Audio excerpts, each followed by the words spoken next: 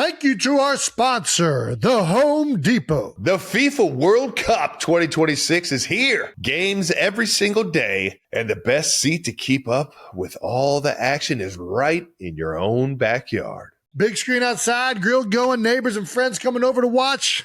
Now that's how you host. As an official supporter of the FIFA World Cup 2026, the Home Depot's got what you need to get the backyard match day ready. That's right. Whether it's a projector screen setup, string lights, little patio furniture, the Home Depot will help you make your yard the go-to spot. And with fast, free delivery on over 2 million items, you can focus on setting up the ultimate backyard fan zone instead of making trips to the store. So as we welcome the world to our backyard, get your home watch party ready with an assist from the Home Depot. To learn more, visit homedepot.com/FIFA World Cup 26.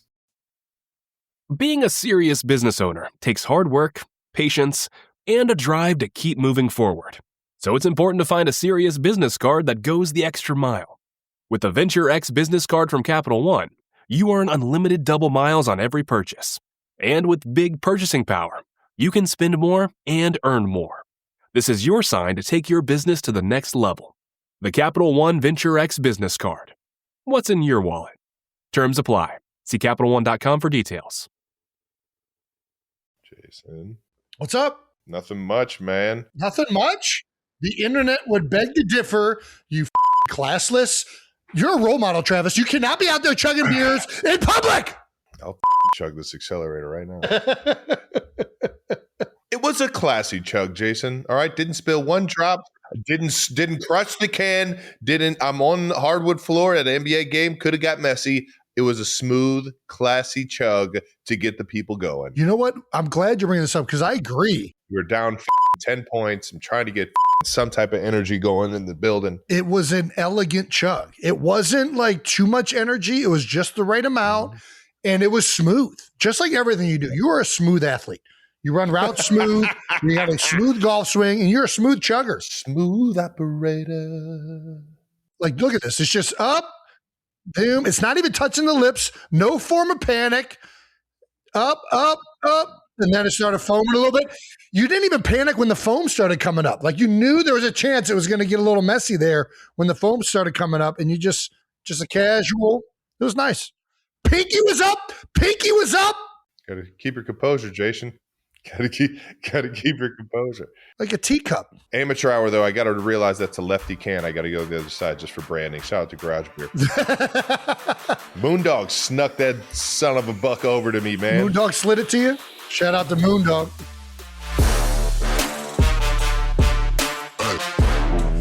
Welcome back to New Heights, ladies and gentlemen, boys and girls. A Wondrous show brought to you by Adobe Acrobat. That's right. Anything you need done, Acrobat's got you covered. We're your hosts. I'm Travis Kelsey. This is Jason Kelsey, my big brother out of Cleveland, Ohio. You see us representing the guards, man. We got some fun news for you. Yeah, baby. Coming up here, at least fun for me. Subscribe on YouTube, wherever you get your podcasts.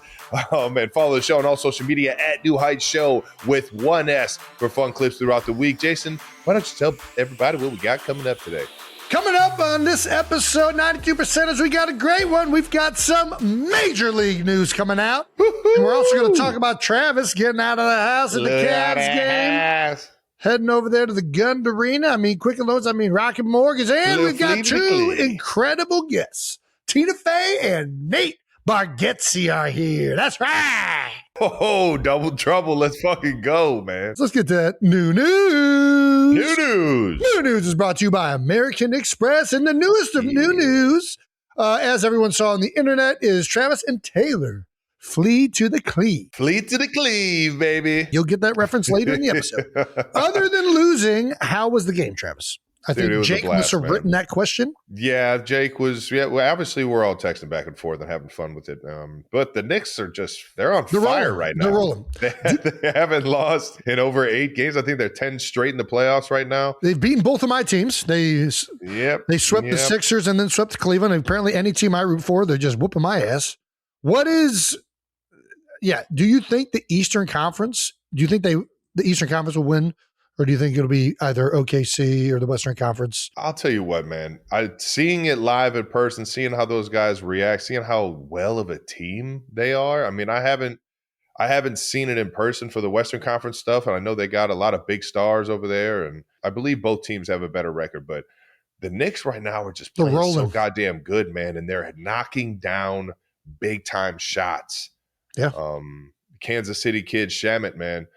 My dog's been in the league. He's kind of bounced around a little bit, but right now he is absolutely on fire for them, and I was happy to see him have a great game. But obviously being a Cleveland sports fan for my entire life, getting Tay back to Cleveland and showing her my roots is always something I love doing. And Did you guys go to the Heights, or did you just go to the game? Come on now, I showed her the Heights. Not this time. But previously before. It's happened. Okay. We came in strictly just for the game this time. But getting back to Cleveland is always something I love doing, and supporting the sports teams that we grew up knowing that we're diehard Cleveland sports lovers. I think it was tough to see him lose, but at the same time, man, it was just so fun to be in the building and feel the electricity of Cleveland, being around the hometown. But right now the Knicks are rolling, man. So hats off to New York, man. I'm probably going to be rooting for them from here on out. Yeah, I mean, there's two kids, or not two. There's two, obviously Brunson and, oh my gosh, the other Villanova kid, Josh Hart. Thank you. They're rolling, man. Everything's kind of clicking right now for them. They're an easy team to like, as much as Philly's getting trashed a little bit for the Sixers series. And Philly, I don't know, Philly's got a weird relationship with the Sixers organization. Cleveland, you're thinking they're putting it all together this year. They go out and make the big move to get Harden. And, they've been so close for a number of years of getting that thing right. And, you think about Donovan Mitchell has been there forever and what he's meant to the team and the city. And they have that ability. And this is what great teams do. They have that ability of controlling the tempo. Yeah. Obviously, making the big shots is a huge aspect to basketball. But when you can kind of control that tempo and just fucking play stifling defense, I mean, there were opportunities. I think it was game one when they went on that 20-whatever run at the end of the quarter to take it into OT. It was like there were like 10 possessions in a row where it came all the way down to the end of the shot clock, and we're just kind of trying to find a shot. Yeah. And it's like when you're playing stifling defense like that and controlling the tempo on the offensive side with mismatches and knocking down threes, it's just, man, it gets to you, man. And I can understand how, even though that game 4 was debacle, it wasn't a good showing for the land there, man. No. New York came ready to play, and they were hitting big shots. They were flying up and down the court. Oh, that can get deflating, man. It can get very deflating. It does feel like defense just matters so much more in the playoffs in the NBA. Obviously there's so many games in the regular season. There's guys that are, what's it called when they're like resting guys? What's it called? Something management? Load management. Load management. Thank you. What a load of malarkey is what that is. Get the fuck out of here. I love listening to my man Chuck talk about load management. Is the best. But the defense just makes a huge difference in the playoffs, right? And the intensity at which those guys play, it steps up. And, it does feel like the teams that can match that are the ones that do well in the playoffs. But shout out to the Knicks. They're rolling right now. They're rolling, man. To Hart and Brunson, Villanova guys. But let's get back to this game right here. The one thing I was pissed off about was the fucking announcer said you're from Shaker Heights. God damn it, do your goddamn research. Did you hear this? Shaker Heights? Yes, dude. Oh, no. The one that went out on Twitter that I saw, the guy says Shaker Heights. And I was like, you son of a bitch. You got no idea. Yeah, it's the rival city. Obviously, I got a love for Shaker. It is right next door. And we have nothing wrong with Shaker. We're about 3 blocks from the city limit. But, it's. We grew up right next to Shaker Lakes. But it's still. I'm from the Heights, man. Play this little reaction you guys got teed up here, the Cleveland Sports Radio reaction. I've seen many jokes online to this effect that, man, this is our chance to get Taylor to really fall in love with Cleveland and the idea of Cleveland sports. This is our chance. And then just witnesses probably the worst performance this postseason. So, oh no, she got baptized last night. She got the real of Cleveland sports last night. Yeah, Taylor, welcome. This is, as somebody who has spent a majority of my 33 years living here, this is what it is like. This is what it has always been like. So, yeah, she definitely got a good introduction to the Cleveland sports scene, but I wish it had been more fun. I wish it had been better, but that's the reality, I think, of being a Cleveland sports fan. I'm sure Travis Kelce has filled her in on that. She just got baptized. Is fucking hilarious.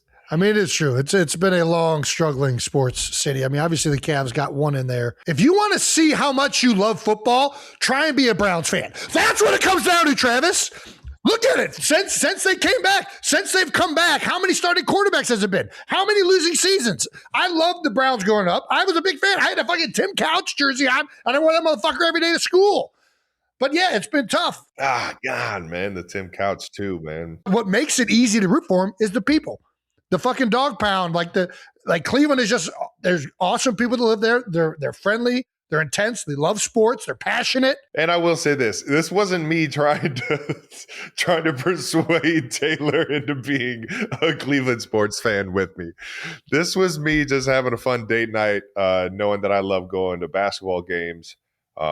We actually tried to go to a game in New York, but I was stuck in Kansas City. I love bringing her into the sports world that I appreciate. That's why you've seen us at U.S. Open tennis matches. I've had her at other baseball games. The Guards versus the Yanks last year. Remember or 2 years ago. You know, I just enjoy bringing her to experience a lot of the fun that I've always known to have. Yeah, well, I mean, listen, it looked like you guys are having a lot of fun. Although were you asleep at one point, or were you just frustrated? The Knicks fucking couldn't miss a goddamn shot in the fourth quarter. I knew what it was. And I'm just sitting here. We're playing defense. We finally get some momentum offensively. Hit a three. Get a stop. Blah blah blah. The next fucking shot down, they fucking just hit a goddamn dagger of a three, and I'm just sitting there like, come on. I know.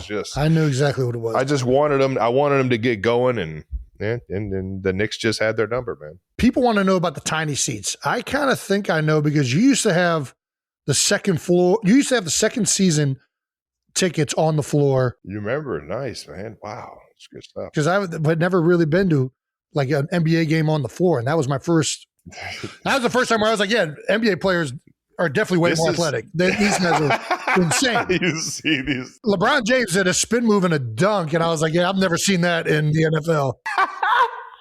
Never in my life have I seen somebody do something like that. It really is the best ticket in sports, man. Close. If you can get a courtside seat to an NBA game, man, there's nothing like it. But one thing that was apparent back then was that the floor is up there at the Gun, or I guess what's it called now? It's Rocket Mortgage. So the floor is raised up. Yeah, they got to put the floor. Yeah, so obviously the arena's multi-use, so it's like underneath that they'll have the hockey rink, or the hockey rink, and but when they bring in the new floors and the hardwood, it's like, I mean, I don't know, maybe that thick of a floor, and like the seats are on like the bottom of the floor. It looks so uncomfortable. No, you know what's hard is trying to get out of those fucking seats and get excited. Yeah, of course. You know what I mean? You see a big three and you're just like Ed Kelsey getting off the couch about to whoop our ass.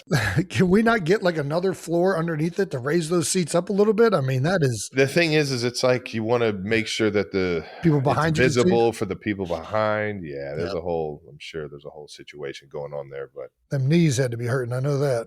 We got a Travis and Taylor got inside the NBA gone fishing treatment. What's this? I don't know what this is. Inside the NBA, man, their memes are the fucking best. Whoever's working at Inside the NBA, this is fucking hilarious.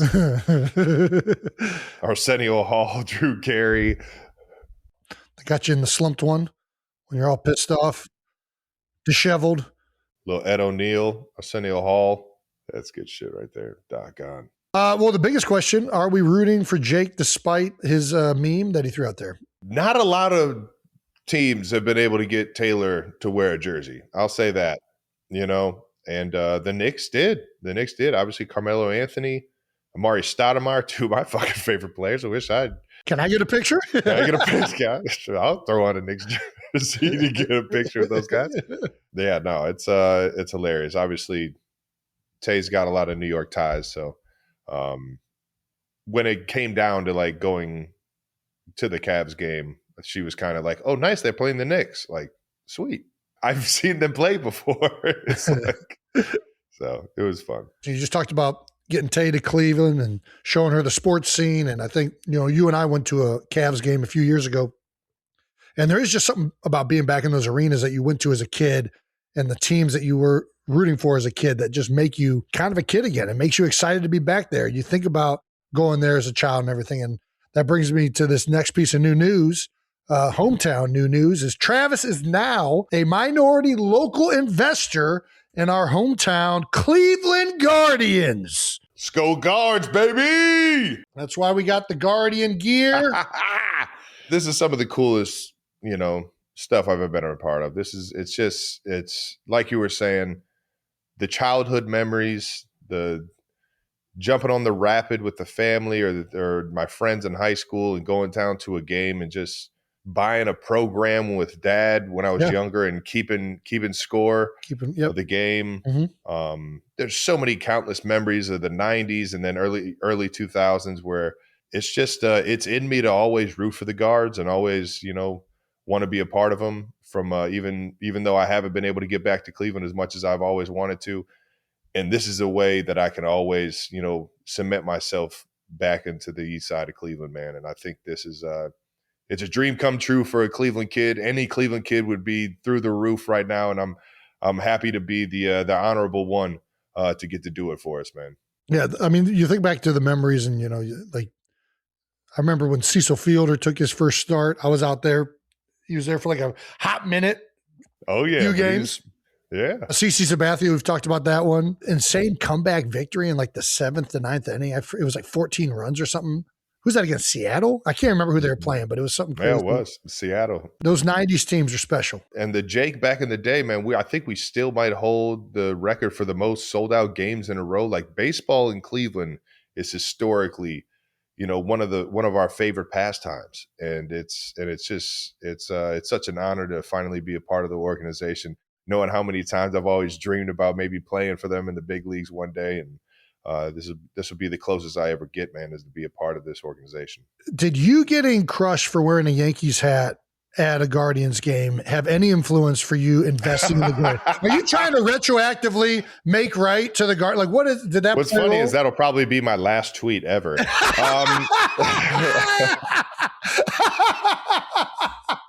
Yeah, man. Obviously the opportunity came across the desk and I just couldn't say no, man. And I can't thank the Dolan family enough, Paul Dolan, David Blitzer. These guys, gave me the opportunity to show my Cleveland love and plant my roots in Cleveland forever, no matter what.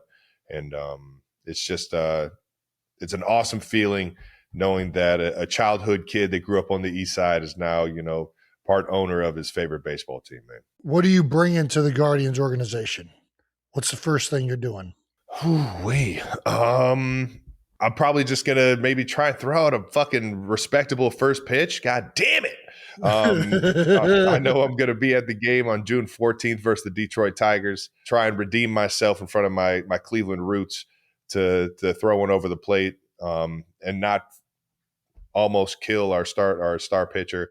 You're going to feel how much love and how much appreciation I have for the city of Cleveland through being a part of this team, man. And it runs deep. It's never left me. And I'm just so honored and so proud to be from Cleveland. And this is a way that I can always show that. Well, I got a couple suggestions. All right, first suggestion.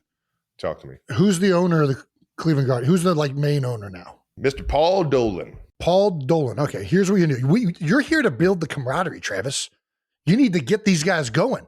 So you're going to get a life-size cutout of Paul Dolan underneath, completely naked, and you're just going to put Velcro pieces of clothing on, and every win, you take a piece of clothing off. It's guaranteed to get the guys going. Paul, I promise I won't do this to you. Paul needs to sacrifice this for the good of the team. We're the second best record in the AL. You're the owner now. They can be a cutout of Travis Kelce, and each win, you reveal a piece of them.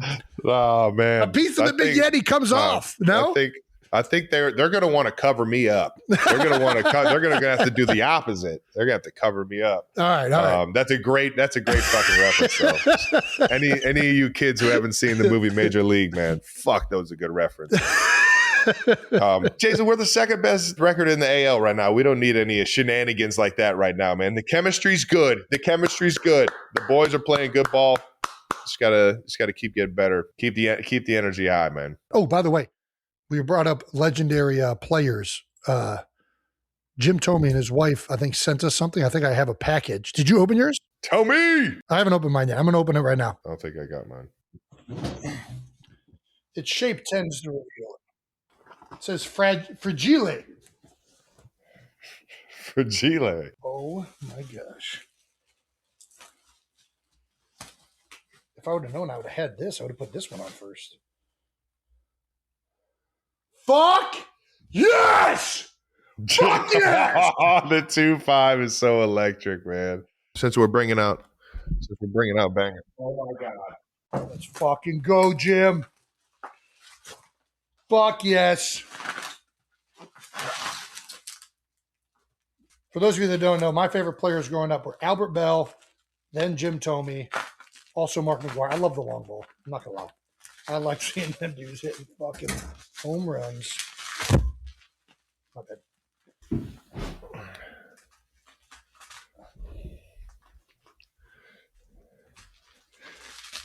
What do you got there, bud? It's a bat, but they're really good Packers, the Tomies. Really good the Tomers. The Tomies. Really good Packers. That's hilarious. Oh my god. Ooh, that thing is fucking sweet. So this is actually yours. Yeah! There you go. Look at that thing. Dude, what? Oh yeah, baby. Oh, no fucking way, dude. Wait, who all signed that thing? It looked like it was multiple signatures on there. Well, so it's a Cooperstown bat, which has a bunch of signatures.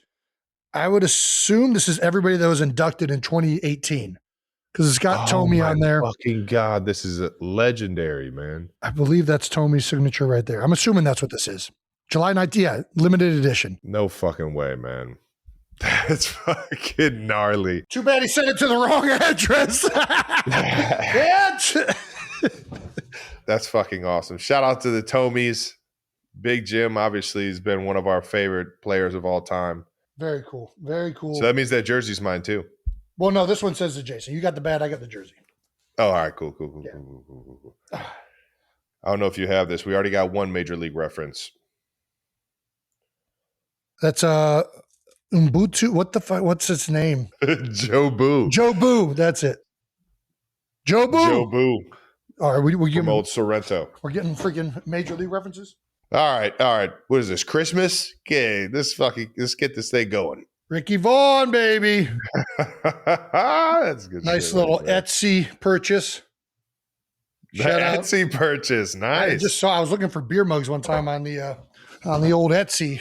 Dangerous thing. I bought a bunch of Japanese knockoffs that I thought were big steins, and they were like freaking this big. So be careful on Etsy. Little collector's items. And the artist was appreciative that we bought one, so they made a New Heights version too. Forgot to show this off when it happened. That's a banger. Well, that's everything Travis has been doing.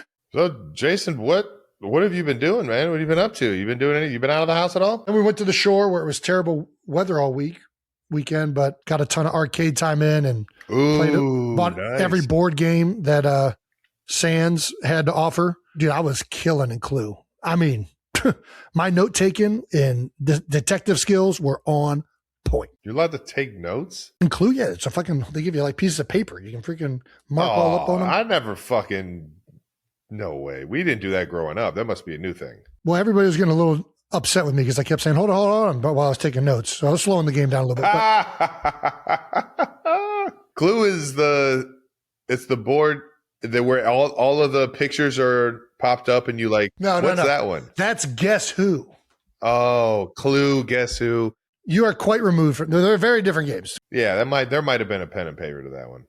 So yeah, that was my weekend, which I mean, could not have asked for anything more. Dude, sometimes even when the weather's bad though on the water, it's still pretty fucking epic. It was fun. It was a good weekend. I mean, it was a little bit too much inside. I wish we could have gone outside a little bit more, but we made the most of it. And listen, you know me, I love board games, so I can play board games all day long. Cards, board games, any of it. Give me a chance to whoop your ass, whatever it is. All right. Quick reminder before we get to our guest, we're dropping the Heights Hotline bonus episode this Friday. Ooh, that's right. That's fun. Yep, keep your eyes out this Friday for some fun Heights Hotline bonus episode. And the New Heights No Dumb Questions book is still available for pre-order now on the Kelsey Clubhouse. Make sure you hit the Kelsey Clubhouse for everything Kelsey and New Heights related.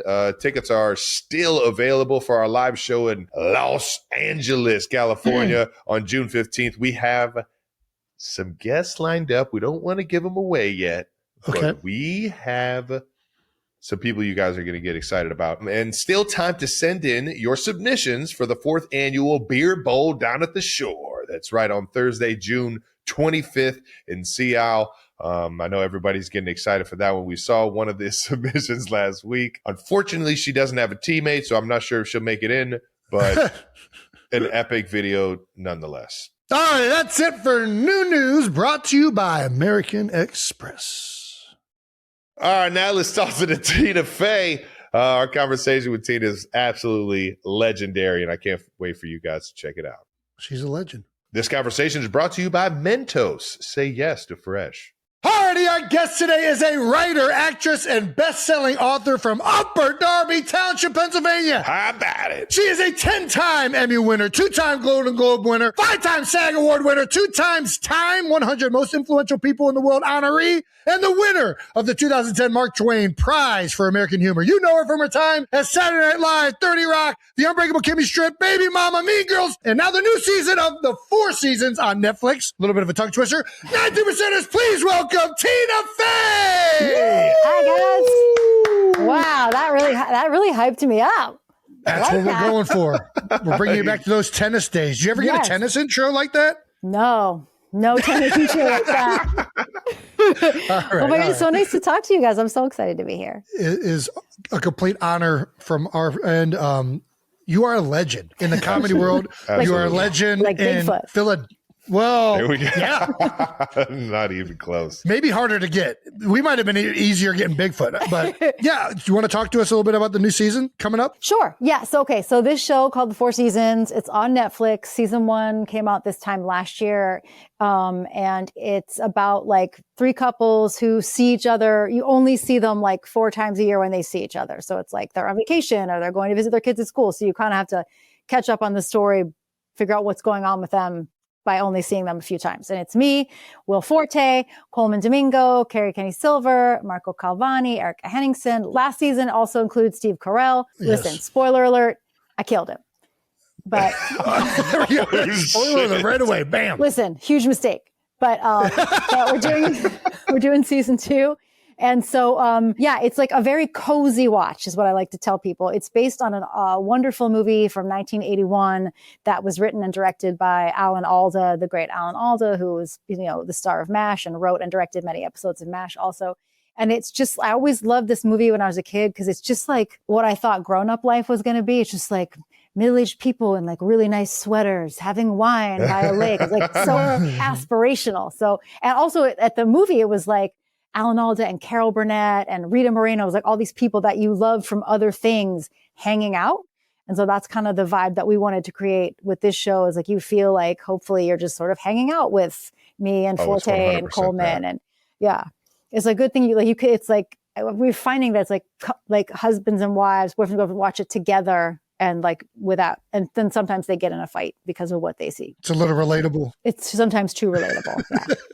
Well, it's too much fun. You were just mentioning the cast. It is such a fun, dynamic group. Thank you. When the cast started coming together, how instant was it that you guys had the chemistry? Like, did it take a little while? You could tell that everyone seems to be kind of in sync. I know it's the second season, but yeah, It really was pretty quick because, I started last season with like trying to get Steve in the boat first, because I knew if Steve said yes, that anyone else in the world would say yes.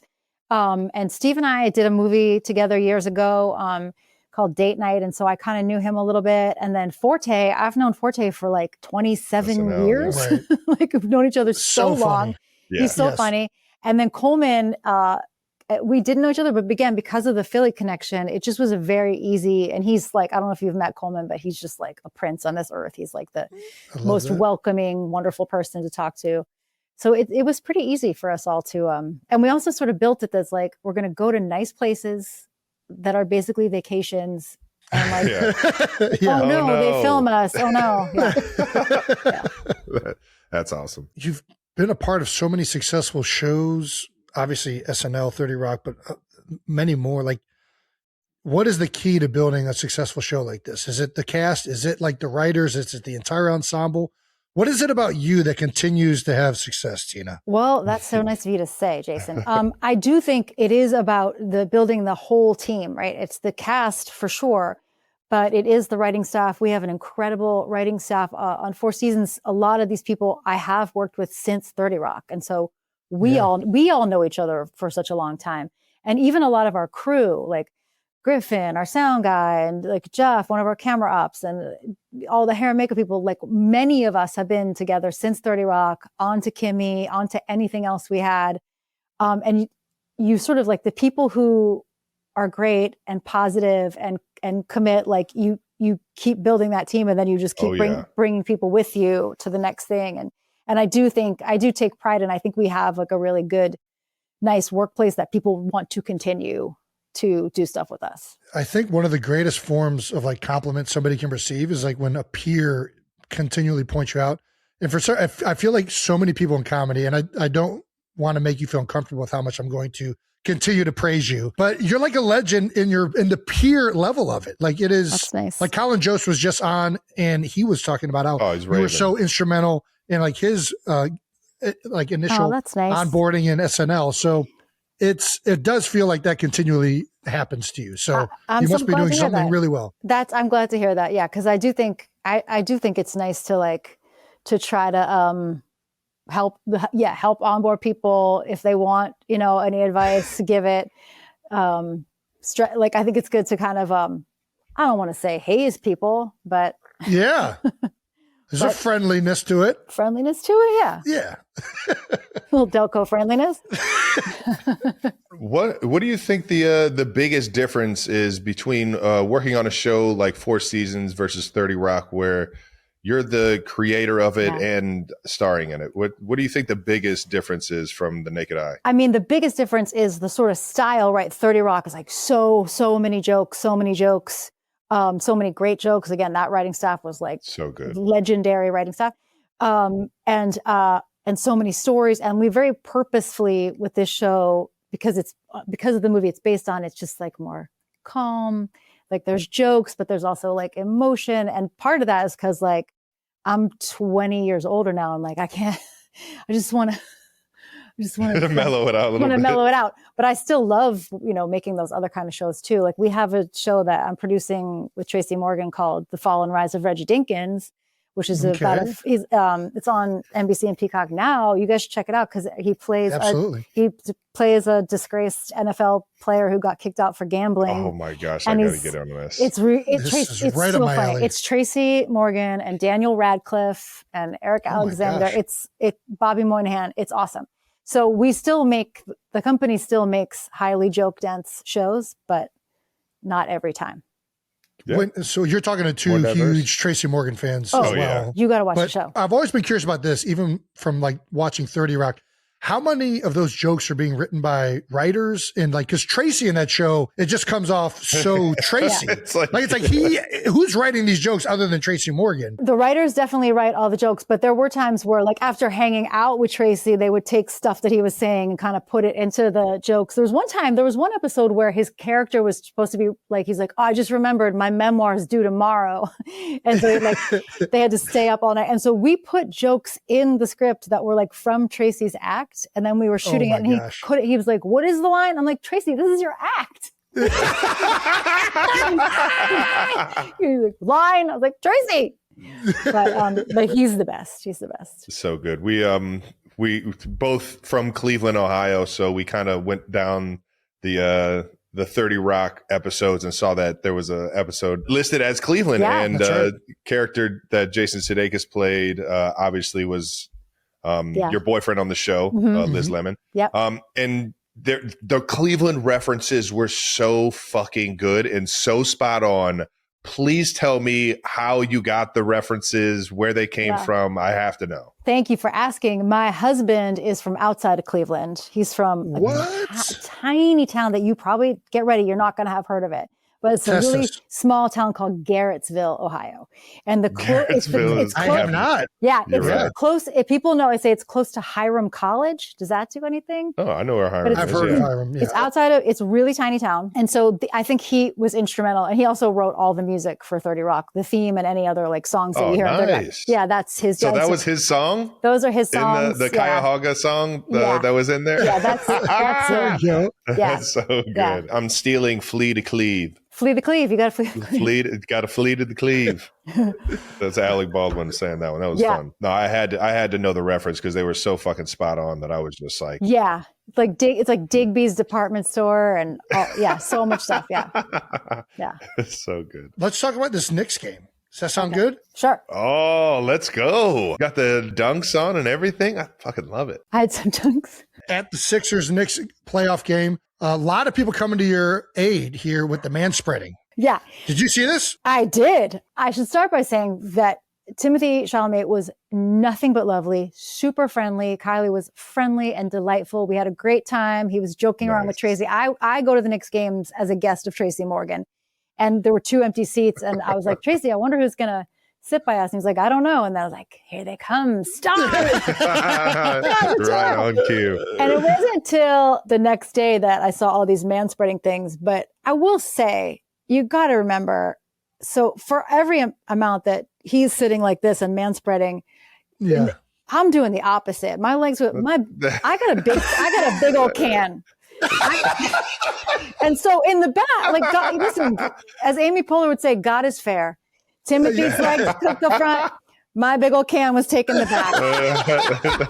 We had no beef. It was all good. And the Knicks won, so everybody was happy.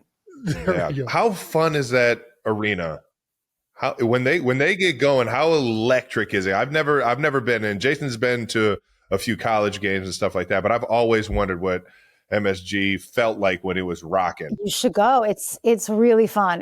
I've been 3 times now, I think, with Tracy. And so the internet now classifies me as a Knicks fan. I'll take it. It's fine. But it's really fun. It's that celebrity row is bananas. I'm like hugging Spike Lee before the game. So right. John Leguizamo's there. Susie Essman's usually there. Tracy knows everyone. There's, I met like Patrick Ewing. It's just, it is electric. It is like the whole place is like trying to control the game with their energy, So cool. Yeah. And Tracy is so fun to go with because he obviously knows the game well. He knows the players well. The last game before this I went to with him, it was Alvarez's first game. And Tracy said to me, I'm going to get you his shoes at the end of the game. And I thought he meant like he was going to buy me a similar pair of shoes. I didn't know this was a thing. It's not a thing in football. And at the end of the game, he went up to, and the kid was his first game at the Garden. It's on the court still, took his shoes, took his shoes off and gave them to Tracy. And now I have them. This is hilarious. Nice. Some good memorabilia. I had some serious memorabilia, yeah. But I was like, do players know that if a lunatic says, give me your shoes, you have to give him your shoes?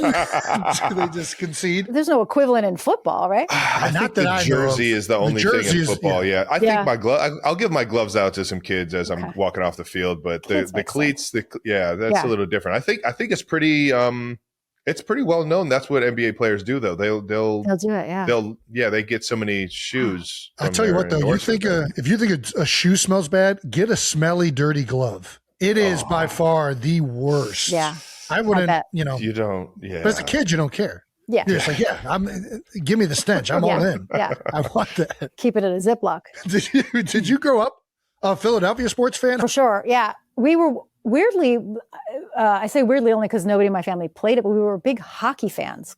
So I'm nice. born in 1970, so like Flyers. peak Flyers. Like my dad was good at art, and he painted a portrait of Bobby Clark that hung like next to our front door, like he was in our family. Yeah. And supposedly my first words as a baby, I was in a playpen, and Gene Hart was like, "Score," and I was like, "Score!"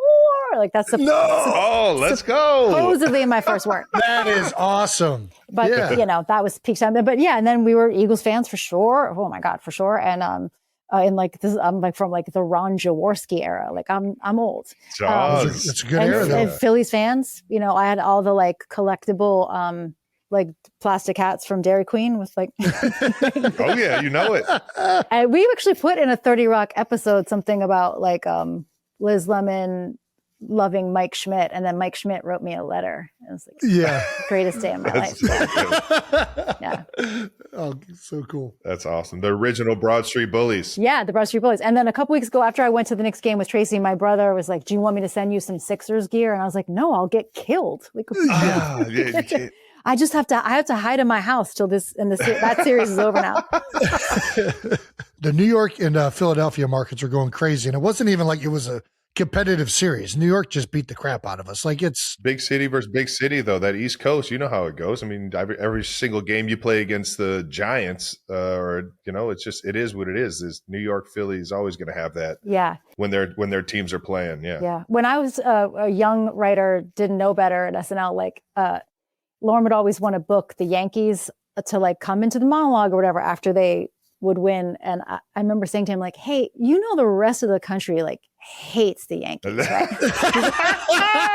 No, they love it. I was just like, I feel you on that though. Yeah. Yeah. And Cleveland was not a fan. Yeah. Still love going to Yankees games though. I mean, they're I'm sure similar to the Knicks.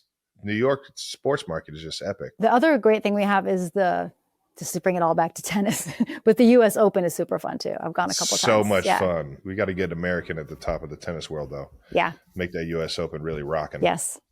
Who's your favorite tennis players? I mean, again, I'm from the 80s. My favorite tennis player is John McEnroe. Yeah. That's my scrappy. Yeah, scrappy, feisty. and like the crazy thing about being in New York and like craziness of showbiz is like then I met McEnroe. He was on 30 Rock a bunch of times. Like in terms of like weird showbiz things, I was like, I'm talking to John McEnroe. Like I'll never. Yeah. That's so bad. Full circle moment. Yeah. Too cool. All right. Well, should we talk a little SNL? Sure. Come on. We have to. Please let us talk some SNL with you. So we have had a former head writer and a former host here. What's always the goal for you? What was the goal? I mean, as a writer, the goal was to try to get something on. I also did really feel like part of my job was to help the women get on. Like it was never said that I had to, but I just felt like that was kind of our responsibility. And the women that I got to write for were incredible. It was like Sherry O'Terry, Molly Shannon, Anna Gasteyer, and then Maya Rudolph, Amy Poehler, Rachel Dratch, then Wig. Like it was just like the hits kept coming, just like some of the all-time greats. And then as head writer, your job is like to take someone else's sketch and try to make it the best version of what they wanted it to be, even if it was something that you're like, I don't even really like this, but like, you've got a vision. Let's try to make it the most of your thing. Yeah. And like, sometimes you would have something would suck so much at dress and you'd fix it up a little bit and you'd be like, we did it. And then your friend from home would be like, that sucked. And you'd be like, oh, right. It still sucked. There's no way. There's no way people are just critiquing. People love to chime in. People love to chime in. Did you have a good time when you hosted, Travis? You were a really good host. Did I? It was by far still the coolest experience I've ever had. It's crazy to imagine that was like work. It's like once I stepped foot in the building, it was like I was just having the most fun. Yeah, collaborating and just being a part of the team. Like, I don't know. It was from the dinner on, I think it was Tuesday, all the way through to the Saturday night to early Sunday morning after party. It was so much fucking fun, and I would do it in a heartbeat again if I got the opportunity. You could tell it was a really good episode. That American Girl doll sketch, I remember thinking was like one for the books. I know how to be a creep. Yep, just got to be. No, that was I got extremely lucky that obviously the writers that they kind of had a good gauge on what I could and couldn't do, and then Lauren set me up for success. Yeah. Well, I always say, and Polar agrees, like we always say that athletes usually make the best hosts because you guys are used to performing under pressure. You're infinitely coachable. Like you can go up to someone and be like, hey, do this part faster, but then slow down. And you're like, okay, which sometimes with like a movie star, you have to like treat them different. Yeah. And also because it's like, nothing's really at stake because you're like, I'm an athlete. And so I'm in a different like world. so many bar is low. Like so many of the greatest sketches have been with athletes as hosts. Yeah. Do you remember the Joe Montana sketch where he was the guy who like said everything he was thinking? I remember him hosting. I don't remember the sketch. Check that one out on YouTube. It's a classic. Okay. Easy. Check it out. You just mentioned something I want to come back to a second. What is it like when you put so much time into preparing a bit and then it just gets received so negatively? Like, what is that thought process? After a while, you just kind of, I always do kind of compare it to what little I remember of sports. It's like, sometimes you just go hard and you lose and you're like, okay, I didn't die. Like I live to fight again. We'll try again next week. One time Will Ferrell had a sketch that we thought was so funny that was about a guy who looked exactly like Gabe Cotter, like Gabe Kaplan, the Welcome Back Kotter guy. Mm-hmm. You're too young to remember who this is. It was like this very specific. This is why the sketch didn't work. It was like a guy who looked like Gabe Kaplan and who works at an accounting firm, and then he was like comes to him and they're like, "Oh, you just missed it. Gabe Kaplan was here," and he's like, "You didn't call me? No one came to get me? I'm obsessed." And it like was so funny at the table read, and then death. Just flatlined. Yeah. And like to see that happen to Will, who's like, everyone loves Will, like the audience, like it just like even Will face planted was almost reassuring. There's no way. But is there like in sports, there's usually like learning. It's like, oh, like we lost because of this, and this. With like comedy, it's so much more subject. Like, is there still learning moments? I think so. I mean, that one we learned that nobody knew. The audience was too young to know who Gabe Kaplan was. Be more relatable characters? Is that? Yeah. Right. And Lauren's really smart about, sometimes he can sort of assess like, oh, it's because we didn't like explain this at the top, or it took too long with this. But sometimes it's a mystery, but sometimes there's science. Yeah. I feel like when I was had the week of it, it was like the opposite. Like all my table reads were like, this is going to be a rough week because the entire time, it was like my first time. It was like taking me back to middle school when I had to read in front of everyone. And I was just like, I was more so just trying to read the words on the paper instead of land the joke and things like that. And it was just like, I got more comfortable as the week went on, where that Wednesday I was just sitting there like, I'm just trying to say it correctly. And I wasn't saying it correctly. It came all the way up. Yeah, exactly. Good coach. I'm coachable. You're coachable. Do you remember your first episode? Yeah. My first episode as a writer was 1997, October 97. The host was Sylvester Stallone. How about it? Yeah. And the musical guest, I believe, was Jamiroquai. So that's pretty good. Do you remember Jamiroquai? Okay. I think he wore like a big stripy hat or something, right? That's it. But yeah, Sylvester Stallone. And that was like the first movie star I had ever seen in my life. And he really does look like a movie star, like he had this, like, I remember we all went into the room for the pitch meeting and he just looked so different than us. Like he had like the fanciest watch I'd ever seen in my life. It was like just like the best teeth and the biggest watch. And I was like, oh, that's a movie star. And then like within a couple days, like I forget, I was like, I don't think I got anything on, but I was like helping with some sketch. And they were like, and Lauren was like, you have to go and tell Stallone that we can't understand what he's saying. And the other writer who had been there longer than me, he was like, go ahead, you do it. So I had to go in but to his credit, I was like, we're just wondering if you could articulate a little bit. He goes, you can't understand me? No problem. Like, and he was like, you can understand me. Before, yeah. He's like, and I was like, oh yeah, this isn't the first time he's gotten this note. He was like, got it. I'll do better. He was so gracious, totally gracious about it. But he was just like shaking in the doorway. Like, when you're the host, just know that every one of those people coming in to talk to you was like this outside the door, just like, okay, here we go. I was the opposite. I was sitting there doing this in front of them. You didn't have any sketches that made it the first episode? No, I think I got something on the second week. What was that like, getting your first sketch on? Like, you said that people would reach out. Like, was everybody just like going crazy? Yeah. Well, also, by the way, before cell phones. So like you didn't you didn't get a text. Like you had to like wait till you saw your aunt at Thanksgiving. Right. Or like call your parents the next day. But it was really exciting. And I'd come from Chicago. I was doing this thing called the Second City in Chicago. And I definitely was a competitive person. And I came in wanting to win at that game of like, every week, let's try to get something in every week. I love it. You kind of have to be that way there. It's not for the faint of heart. We have that one of your first sketches to make air was, again, in 97, was Chris Farley playing a large baby. Oh, yeah. It was like back, I think when like Jerry Springer show used to have people come on with like, look at my huge baby, remember? And so he was like a giant, I think he was like in a onesie and he was a giant baby. God bless him. Good. God bless them. We were huge Farley fans growing up. So funny. Yeah. How old are your kids, Jason? So 6, 5, 3, and 1. Okay, because my friend of mine has a second grader, and she's really like kind of interested in SNL, and I made her a little playlist. And the one sketch that I think it's like clean enough, you can show them Chris Farley doing "I live in a van down by the river."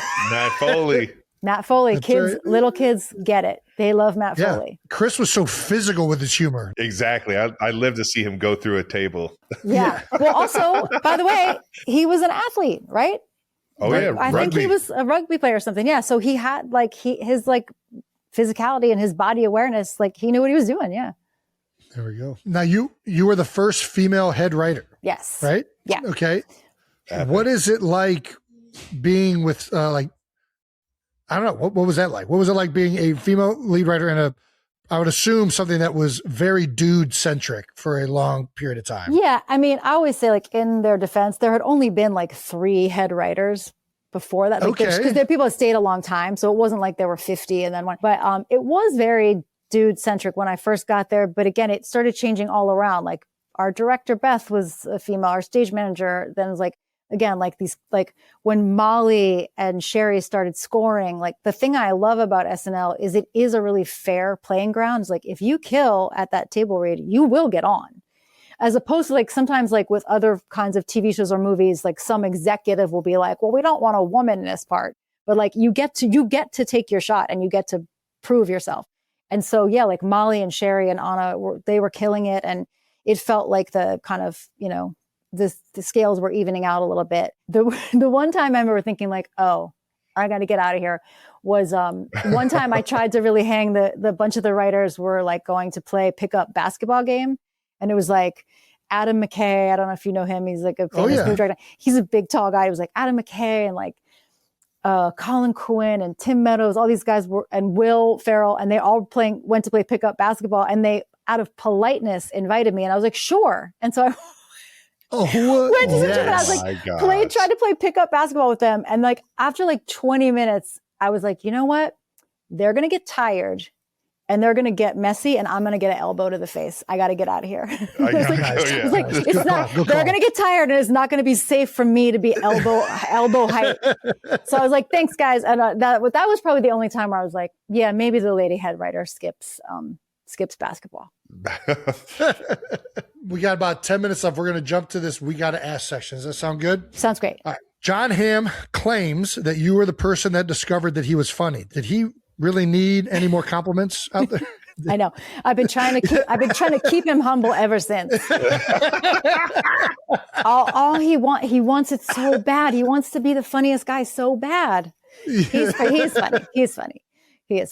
And his character on 30 Rock started out as like a normal love interest for Liz Lemon. And then within like 2 episodes, he was like a moron. And by the end of it, he had like hooks for hands. Like his character got more and more insane. Once the writers realized he wanted to be funny and not handsome, they just like. Is there a key to being funny? Like, is it all timing? Is it something that you can't even explain? Yeah. Because I've asked this before to comedians and it's like, It's hard to explain. I mean, you guys are both funny. You're naturally funny. And I think some of it is natural, right? Like you have to have a sense of humor. Like when people try to act funny, that's usually like no good. Yeah. Just try to like act real. And that's usually the funniest thing. Yeah. But yeah, I think a lot of it kind of can't be learned. People who have it can get better at it. But if you don't have it, I don't think you can learn it. All right. There you go. Then you just get good writers. How do you feel that MILF Island, a 30 Rock TV joke, became an actual real TV show? I feel like, where's my money? Where's the royalty? Where's my check? Yeah. That was bananas. And they changed it. It was on an island, but they called it like MILF Manor or something. But I'm like, but it's on an island? You didn't even, there it is. Clearly. No, it's different. It's different. Of all the many, many things that 30 Rock sort of accidentally predicted, I did not think that one it's going to be the one. Yeah. It's so funny. I'm going to ask this on behalf of everybody in Philadelphia. Does the Philly accent still come out? Yes. It comes out when I'm tired. Yeah. When I'm tired for a night shoot, it's like all the O's come out. It's like, I'm going home. There was a scene in Four Seasons where I had to say, oh, that place on Route 9. And I kept going, the place on Route 9. And our writer was like, nope, that's not. I'm like, Route 9. And she's like, Route 9. I was like, I don't think so. No, we better check the dictionary. But yes, I remember in college, I went to University of Virginia and my roommate was from Germany. So we were both like out of place in Virginia. And she one night she bought a Hershey bar. And I was saying to her, does it have almonds in it? And she was like, what? And I was like, that is one of the craziest things to me. Almonds. So yeah, I'm sorry, you're hitting a nerve on me. There's a place in downtown Philly, Swayaki's Meats, I think, or maybe it's either Swayaki's or it's the Stocks Bakery, but it's on Salmon Street. Salmon. It is salmon. Nobody pronounces salmon salmon. And I'm like, what are we doing, people? This is, and almond is right down the street. Yeah. And I'm like, what are we doing? This is not. Yeah. Somebody just had to mispronounce that at one point, and then all of a sudden, and they were stubborn. They just fought it, right? Yeah. It sounds like a Philly thing to do. Yeah, it's the most beautiful sound in the world, though. It's beautiful. Hey, it hooked me. Yeah. Kylie has said you do the best Philly accent of all the people that try to nail it. Thank you. Hers comes out mostly if she's been drinking or she's worked up. Like if she's worked up, she'll say like the ass or like something all you certain gotta way. do is just listen and Not Gonna Lie. You watch Not Gonna Lie. That shit is thick. It has never been that thick in the living room around the girls. Like it is heavy when she's on Not Gonna Lie. She's like, I'm going to showcase this fucking thing. Yeah. When you get worked up, that's the other. Yes, that is when it comes out. Yeah. Too good. Which city, in your opinion, or geographical area in the States, do you think the funniest people come from? And you can be biased. I do think it's the Northeast. I think it's Philly, Boston, New York. I think, listen, there are a lot of people, a lot of funny people coming out of Kansas. You got your Sudeikis. We got our crew. But I just think sheer tonnage. There's something about Keckner, the great Dave Keckner. Oh yeah, Keckner came from East Stone Street. Yeah, we got Heidi Gardner. Yes, Ellie Kemper. Kemper, another one. Yeah, so there's a pocket. There's a pocket there. There's a pocket there. We got a little pocket. Just a little pocket. But I do think there's something about the Northeast. I think because we just live on top of each other, and you have to like find a way to get along. So we tease each other, make fun of each other. It's the best. You have 2 teenage daughters? I do. Well, actually, I have 1 teenage daughter because my older daughter is 20. Ooh. Yeah. Well, there you go. Did they find you funny when they were teenagers? No. No way. But they also like I'm not even really trying to be funny with them. I'm just more like, did you look for a graduation dress yet? Like I'm just like annoying mom.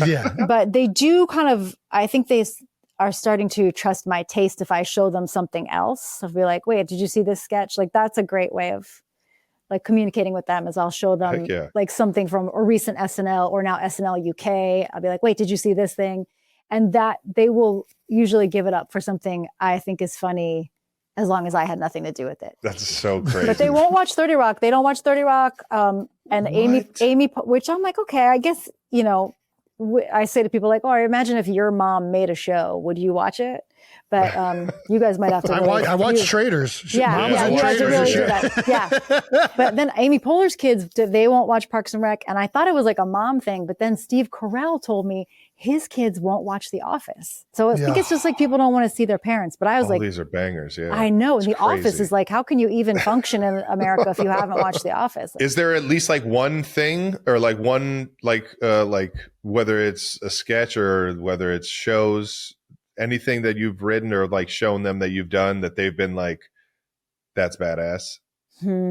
I think they did come to SNL UK when I got to host the first SNL UK, and they came over because it was spring break. And I think they thought that was pretty cool. I think. But generally, no. They had to have. Hope so. My time will come. Well, speaking of your time coming, this leads to the question that we ask everybody is like kind of their welcome to the industry moment. Okay. What was your welcome to Hollywood moment, welcome to comedy moment, whatever you want to call it, where you were kind of like, wow, I'm really doing this? It can be positive or negative. Yeah. The most positive, oh gosh, there's so many, like my brain is so scrambled eggs, like of all those early SNL years. It's a mixed bag moment. Like the first time I got to go to the Emmys was a year or two and the writing got nominated for SNL. So we got to all go to the Emmys. I think, and I was doing Weekend Update with Jimmy. And so I was on camera. So maybe that's like 99, 2000 or something. But I was like all dressed up and I got and like a gown on, and then they pushed me onto the red carpet, and nobody knew who I was. And then someone told me, and they all were like, "Put your glasses on." And so I had to like with a full gown, like put my weird little glasses on. Then they're like, "Move along." But that kind of crazy, like that kind of Hollywood red carpet is so. Oh my gosh! I can only imagine. So surreal, and then you're like, wow, this is not something I ever thought I would do growing up. Right. So badass. But there are other like deeper things. Like I think that, and you can cut all these down. The other like super positive moment I remember, like when we were doing 30 Rock and we made 13 episodes and we're like, well, we'll probably get canceled. And we were on set. We were on set of episode 12. And I remember my dad was visiting and we got the call that we were getting picked up. And I got to tell the whole crew that we were getting, cool. And it was like, that was like really deeply special because it was like, oh, everyone gets to keep their job. Like that was a truly good moment. This new show, or the second season of the 4 seasons, is a streaming show. Do you prefer the streaming or the cable kind of dynamic? I don't know what the right way to say. I mean, comes out every week. Yeah. Well, it's funny because as a viewer, I really like to watch stuff that comes out once a week. Like that's why I love The Pit, because you're like, oh, Pit's on tonight. Like I know what I'm doing.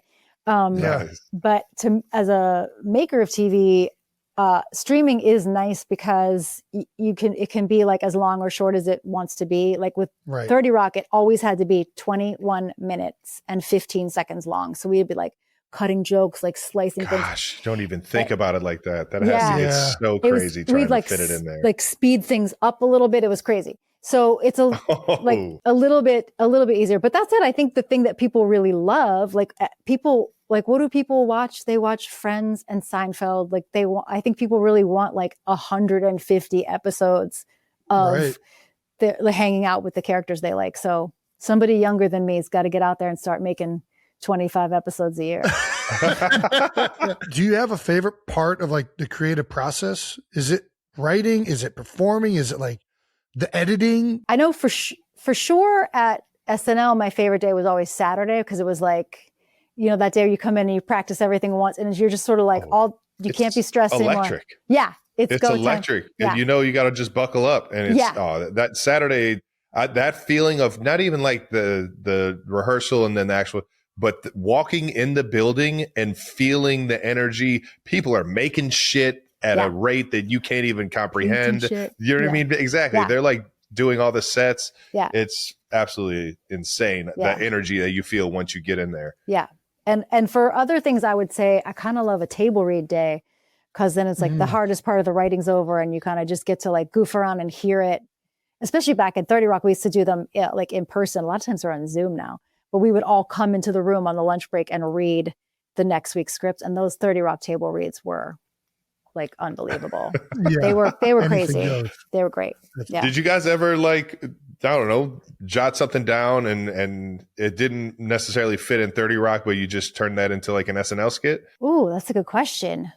I think, yeah, maybe because there one time I went to host SNL while we were doing 30 Rock, and I think we did a thing that I don't know if it was a scrap joke or it definitely came from the 30 Rock writers room of it was a commercial called Annual. It was like one of those commercials that was like, you can get your period just once a year, and the joke was like, and it was like, but then when it comes, hold on to your fucking hat. And it was like, That's a great SNL bit. That is a very good SNL yeah, bit. it was really funny. Oh my gosh. Tina, we cannot thank you enough for the stories, your time, all this, everything you've been in, all the stuff you've written. You're an absolute legend. Wishing you the best. Everybody go check out The Four Seasons season 2 on Netflix. And we wishing you nothing but the best, Tina. Thank you so much, guys. What a joy. What an absolute fucking joy. Yeah! Let's go. Fucking joy is all ours. There we go. All right, and thank you to Tina Fey. Check out season 2 of The Four Seasons on Netflix starting May 28th.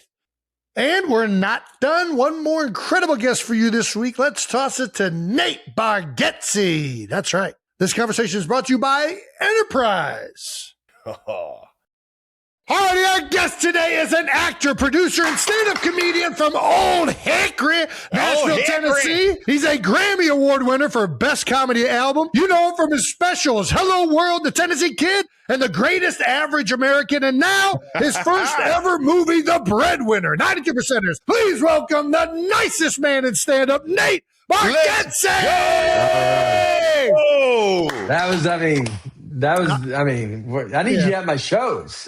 Well, Yeah. I would be honored. I'd be honored. Got to get the intros going, man. How are things going? Everything's going great. Yeah. We got the movie coming out this week. So, super fun and, nervous about it, but excited about it and all that. Oh, you got nothing to be nervous about, brother. It's a banger. It's an all-timer, man. I got to ask you a question, though. Like, as a father of 4 girls now, obviously you're a dad of 3 in this movie. You're a dad of 1 in real life. 1 in real life, yeah. Are you as inept as you make yourself out to be as a dad and husband in your specials and in the movie, or is this an act? Because I feel I relate way too much, I think, to you as a person. I just want to throw that out there. Is this all just for jokes, or is there some truth to it? No, there's like basic truth. I mean, even like the movie, the way we wanted it to be was, it's like, if the roles reverse, typically it's going to be kind of chaotic at first. Like if my wife's out of town or whatever, it's like it's a lot of fast food. It's like, we're not cooking. I don't know how to cook. So it's like,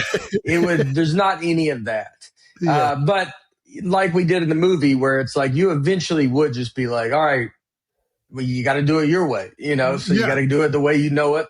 And so, yeah, it's like, I mean, I can, when she's not here, but it's usually little spurts.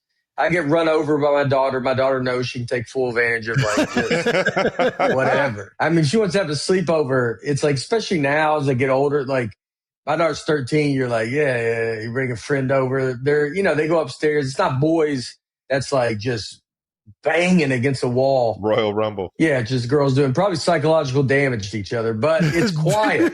And that's all you really want. It's less intense until it gets to a moment. Yeah. It will affect them for the rest of their lives. But it's quiet while you sit and watch the game. And that's the main thing.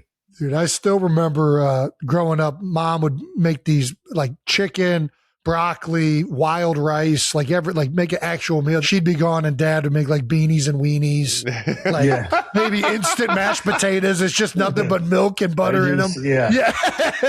That sounds amazing. It was great. I miss those meals, to be honest with you. Yeah. Well, The Breadwinner was an absolute banger, man. It was a fun family ride all the way through and through. Mandy Moore was absolutely amazing in it as well. You snuck in a few songs that I noticed. I don't want to give away too much, man, but it was. Well, I think it's cool. out there, but it's out there. Nice. It got out there. Yes, that was probably talked about more than the movie. So we can't.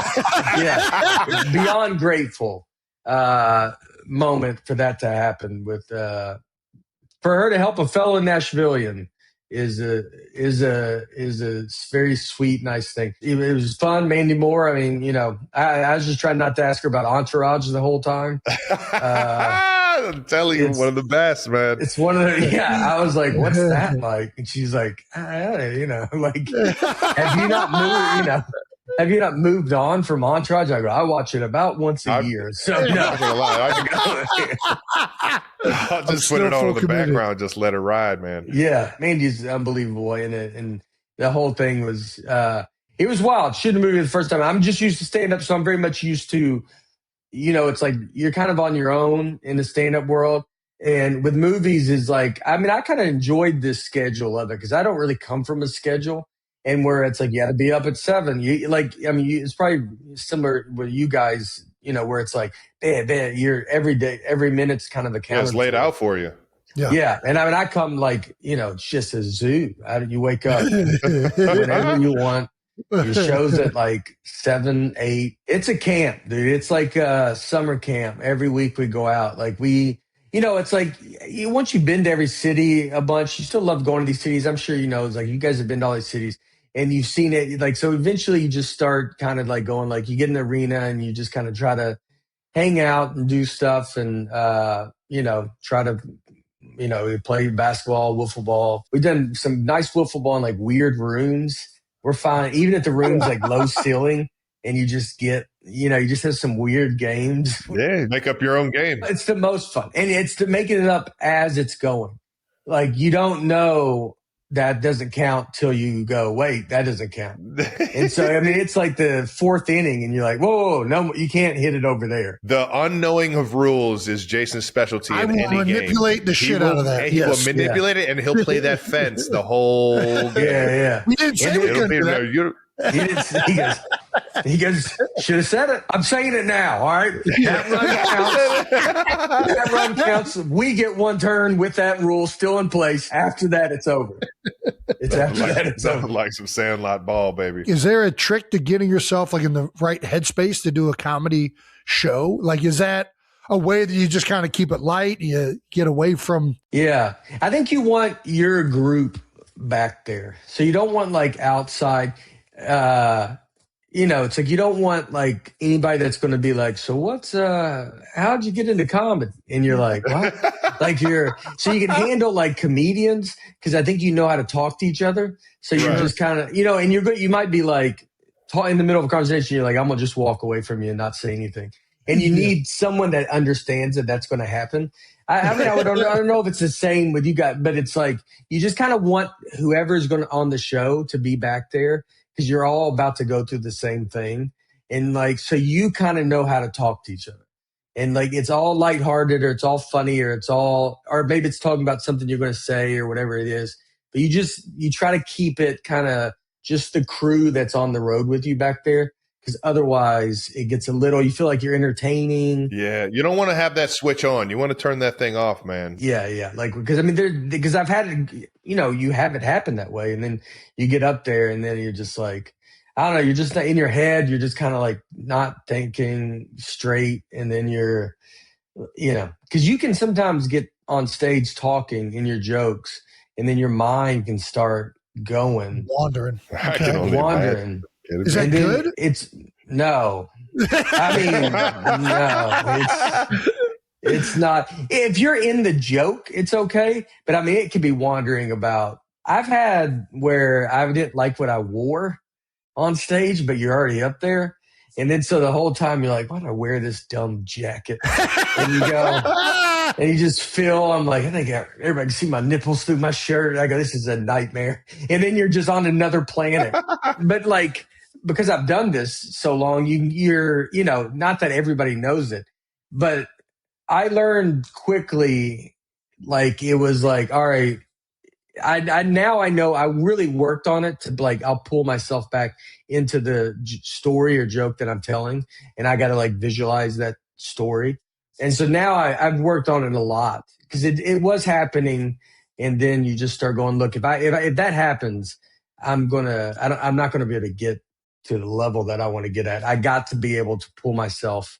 So now you can just catch yourself And so now I'm pretty good about like, it still happens, but I can I can catch it. Yeah, get the train back on the rails. Yeah. Let me ask you this. Do you ever feel like, because Trav will mention this especially, where he'll ask him why he did something and he just doesn't even know. He just went there, and like they call him and Pat would call it like blacking out. Are you ever on stage and you're just like so in the moment and you kind of know what the crowd wants, where you're just kind of like, feels like you're just going, you're not even like predetermining like what you thought of coming on the stage with? I don't know if that makes sense or. Yeah. You stumble upon some new stuff, and it's stuff that might not work ever again, but it worked in that moment. And because sometimes you want it to work again. Like you can have a joke work, and then like you're trying to, what we say is like you see if that joke can travel, and then you go to like another city and it's people hate you for the joke, and then you're like, man, last night, dude, they borderline carried me out because of that. But it just wasn't the same. You're like, I guess I said something wrong. But it's, you can like just get in there, and sometimes, you can kind of hit that. So when I do a show now, I'm in the arena, I'm in the round, so I'm in the middle. So you're pacing. And so like, there's definitely times where you could be in it and then you got to find where you're at, because you're in the middle of the round. There's a story. I once did a show, it was like a benefit show, and there was this comic, and so we were all doing the show, and the show was in the round. It was in Phoenix, the Celebrity Theater. It's a really cool venue. I taped a special there, but originally George Carlin, it was famously known because George Carlin taped when he did the 7 dirtiest words you can't say. He taped that special there. So it's iconic in the stand-up world. Yes. Yeah. Love it. And so, but so it's in the round. And so there's only one way on and one way off, but there's exits because they can technically have other ways, but all these doors are locked. And I watched a guy, he was like murdering, just really in it. And so he's walking around the circle. And then he gets done, and then he's just destroyed, and he goes down a ramp, and it's a ramp to a door I know that does not open. It was just so funny to watch. He's like, everybody's like, and he just disappears. And then it's like a minute later, he's got to come back up that ramp. And, and now he's back on. He's like, I just know he was like, please open. Like, he's trying to break it on that fucking thing. Yeah. Probably was like, if it breaks, that's fine. I cannot go back on that stage. Oh, I just crushed it, man. It's over. And he just pops right back up, and it just has to, and he's like, sorry. He just has to finally walk of shame, find the way back. It was very funny. You're from Nashville, big dog. We know you're a huge Titans fan. How are we feeling going into this year? I'm pumped. We kind of talked about it earlier. Like, I'm excited. I've heard great things about Cardinal Tate, just like through the media or whatever. But it's very exciting. Cam Ward, we got some excitement. We got the Super Bowl in 2030. So I think there's some fun buzz around the Titans, and I'm excited. I'm excited for the year, and we got a young squad, and so I want to just see, hopefully build some momentum, and if everything everything works out, we need to be in the Super Bowl 2030. That'd be nice. There you go. You excited about Nashville hosting the Super Bowl for the first time? I am. Nashville is really exploding as a city, and that the downtown area, and where they're building this new dome, and I've already got I got a suite in it already. Like I'm already unlocked. Yeah. Is this year the opening year for it? Next year? Next season? Yeah. God, man, my guy's on top of it. I'm gonna need one of those. Yeah, it was. You start looking like you're thinking ahead. The renderings look pretty ridiculous. It looks like it's gonna be awesome. Yeah, the whole city's excited about the Super Bowl, and just the stuff that's going to bring. WWE can come, Final Four can come to Nashville. I think Nashville's very excited to show off the city, and as a city, we've just been exploding.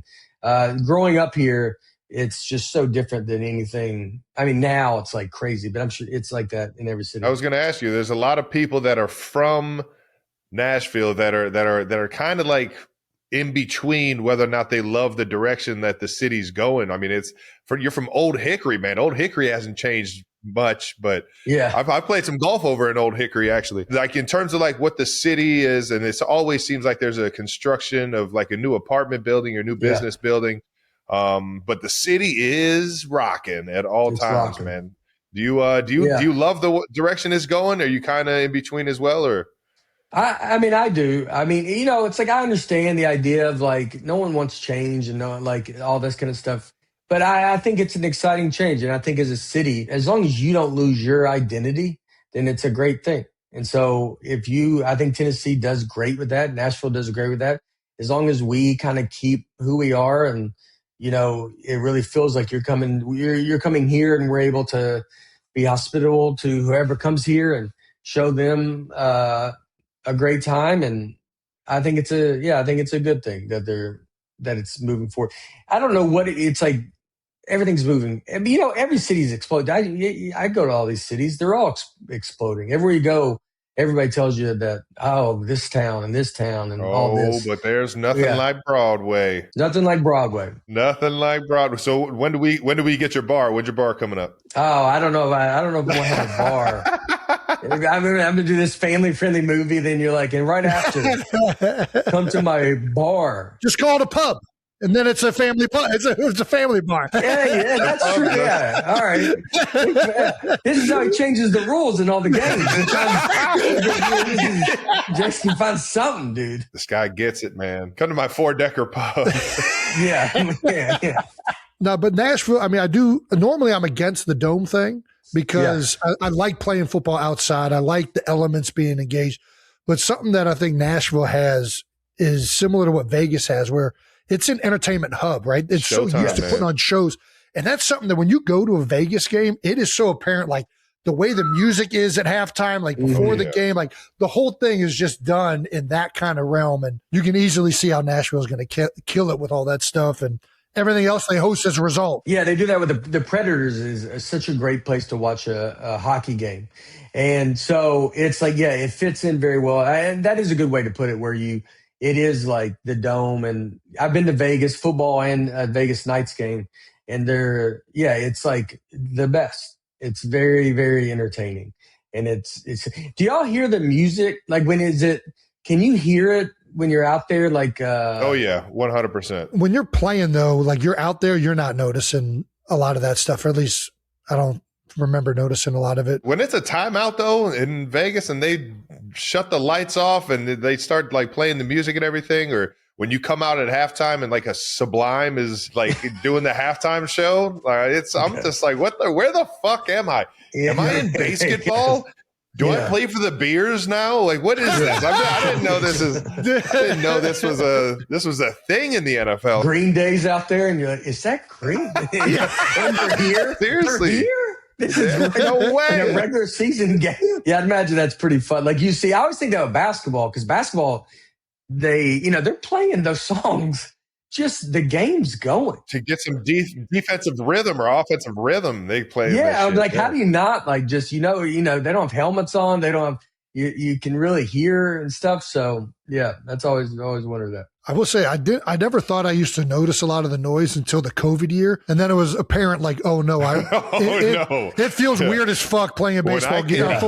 When I can hear what that coach is saying across, like on the sideline, you got to whisper. Yeah, yeah. UFC COVID was tough because you're like, when you hear the punches and you're like, you hear the slap, you're like, golly, it's like you hear him tap out, and you're like, I don't, it's a little too real.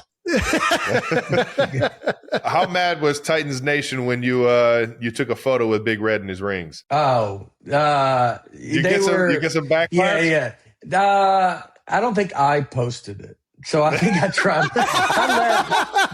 Smart man. Yeah. I let them post. I can't remember if I don't think I did, because I was at one of y'all when we played you guys with Derrick Henry. I came to the game. I'm good friends with Eric Stonestreet. And so, nice. Yeah. Nice. And I've done the Big Slick and all that in the past, which I think is happening, might be this week. Next week, yeah. So I know a lot of those guys. And so we went, I was at the game when Derrick Henry, we played you guys and we lost. So it's like, that was so a while ago. And then, I think a lot of people, we root for Kansas City. So it's like, nice, man. Here we go. I can follow, as the older I get, I can follow stories. I was really big with Jalen Hurts. I was very excited for him just with the Alabama and Oklahoma. Like, I'll follow a story like that where you can just go like, there's usually a reason I can want anybody to kind of win and what I can kind of root for. And so you can kind of detach yourself, especially the older I get and the more where you're like, this is insane. I'm not going to, when you're younger, it's like, it's all that matters. But then when you're the older you get, you're kind of rooting for some players and you can see stuff. It's like even as the Ravens against the Titans is like, but I do root for Derrick Henry. Like you would want to see him succeed. Y'all had Hopkins when Hopkins D-Hop, yeah. Like it was like you root for him. He goes to Kansas City, so you learn to root kind of like storylines, and I mean it makes sports very enjoyable because you can be excited about almost anybody. No doubt. I got to ask you, you got the picture with Trav's rings and Andy's rings, and you're a Titans fan. From the Eagles' perspective, is it true that you have a dog named Philly? Oh, I do, yes. So what's the story behind this? Yeah. So we played Philadelphia. It was last year. I want to say it was either the first preseason game or the first game of the season. I can't remember. I want to say preseason, but I'm not sure. But it was a nightmare traffic. So I had a show. We did 2 or 3 shows at Philadelphia in the basketball arena. Wells Fargo. Yes. And so I didn't realize y'all's whole setup is right there, just right next to each other. Where the football stadium's there, the basketball arena is here. So we had people that couldn't even, because of the football game and all that happening at the same time, we found out later people couldn't even get into the show. They never made it because the traffic was so crazy. So anyway, we go on the road. A lot of times you go to these arenas and people bring in like a local dog, rescue place will bring in dogs and you can kind of play with them during the day or whatever. And they brought in one, and I adopted a dog. I took her home in Philadelphia, and so we brought her on stage and kind of told everybody I named her Philly. So yeah, she's doing great. She's here. I was going to kind of take her on the road with me, but again, a little daughter thing that got stolen from me. She now sleeps in my daughter's bed. So you're like, anything you bring home that you're like, I'll have a fun road dog. And then my daughter's like, how about no? How about she sleeps in my bed? So she's here, but she's awesome. So yeah. So I have a forever tie with Philadelphia. Is this the second dog? This is the second. We finally got a second dog. There we go. All right. Yeah. And this dog was a rescue. It looks like a Cocker Spaniel, but she's beautiful. And she looks like she was rescued from a mansion. She wasn't, but it's one of those, it's a rescue that when you say you rescued her and everybody's like, rescued her from where? You go like a wealthy family. You go, that looks like but she was, she's very friendly dog and just, very fun. And it gets very along with the dog we have. Nice. Perfect. Well, we got a few minutes left of your time, and we're not going to waste any of it. Of course We're going to get to our last section. We call it We Gotta Ask. All right? We're going to ask you just rapid fire some questions at you, and you don't have to answer them. You can tell us to fuck off, but we're going to ask them anyways. All right? Yeah. All righty. Nashville got the Super Bowl, but got snubbed from hosting the World Cup match. As someone who has lured in all of these places and toured in all these places, what U.S. city would you replace with Nashville that is hosting? Who is hosting? Is it Atlanta? It's a bunch. L.A., Seattle, Dallas, Houston, Atlanta, Philly, Kansas City, Boston, Miami, San Francisco, New York. This is a setup question. It is a setup. Somebody set them up. You can't. Just tell us. Maybe you could say Atlanta. Well, look, I could say Atlanta. Atlanta had it, right? In like 96. They had the Olympics. They had the Olympics. So Atlanta had it. If I have to say something, I'm going to say Atlanta just because they had the Olympics. Yeah, they already had it, yeah. Yeah, they messed that up because of remember the bomb thing there? Oh, I remember. And they messed that up. So he goes, we would. It's a great movie. Here, watch that movie. Oh my god! But no, Atlanta can. They had the Olympics. I think Atlanta's doing great. I was just there, and actually, I had trouble with Atlanta. I had trouble with Georgia because we took their quarterback. Jared Curtis was supposed to go to Georgia, and he's coming to Vandy now. Oh, okay. So then Georgia, Vandy. he's a number one recruit out of quarterback out of high school, and Nice. we flipped him from Georgia to Vandy. So I'm a big Vandy fan. I did not go to college, but I was going to say, because you got a little reference like that in the Breadwinner, actually. Jared Curtis is in the movie. Yeah, that was. Is that what flipped him? No, it was Diego Pavia had played a big hand in it. Clark Lee, our coach at Vanderbilt. I mean, what they're building and what they're doing. Candace Lee, our athletic director, that won athletic director of the year. There's all of those things, and a lot of it. He's from here. There was a lot of things. I was able to add some flair to it by saying I was on game day and I told him I'd put him in a movie. No fucking way. I'm not going to lie. The kid looks like he can play some ball. I looked at it. I was like, I don't know this dude, but he looks like he could play some ball. He's got a Vandy hat on. Got a Vandy hat on. Yeah, that was pure NIL. So Gotta love the beauty of NIL, man. Vandy had nothing to do with that. That was, I got to say that too. Vandy was because it's through the collective thing. But yeah, you get to add some fun stuff. NIL, it's pretty fun. It's a beautiful thing. If Any you other got top money. stars want to be in a movie? Let me know. Did we read correctly that you're opening a theme park? I am. Yes. What?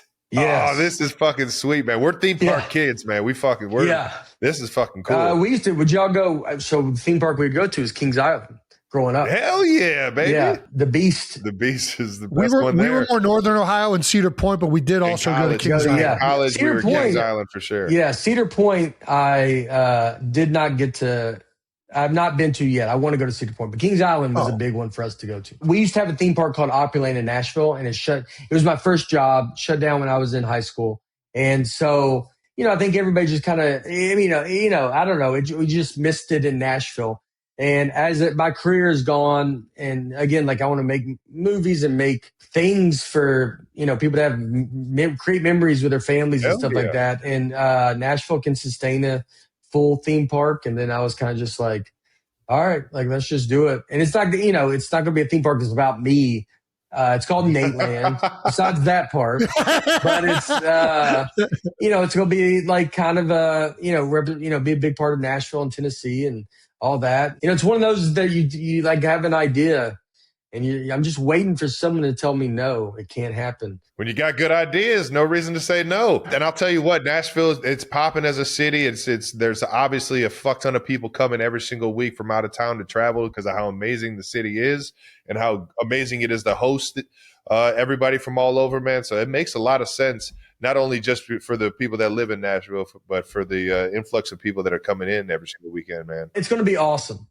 It's going to be, it's going to be, roller coaster. It's going to be a legit, real theme park. Fuck yeah, man. We'll keep our eyes. I'm not out for the, texting. I'm texting future. my wife to bring up Philly too, so she can. Since we talked about her, show a little Philly love. You got a lot of jokes about how you're average. What is something you're actually above average at? there we go. Yeah. Oh, that is a good Philly, pub. and they gave us. We got it at Eagles. Philly cheesesteak. Yeah. So this is Philly, all from pure Philadelphia. That's a beautiful pup right there. Yeah, she's a good dog. She's a beautiful. It is a rescue, but you see what I'm saying? I was about to say. I was going to say. You're like, Yeah. Like what neighborhood was she rescued in? You go, I don't know. But she's a wonderful dog. Anyway, sorry.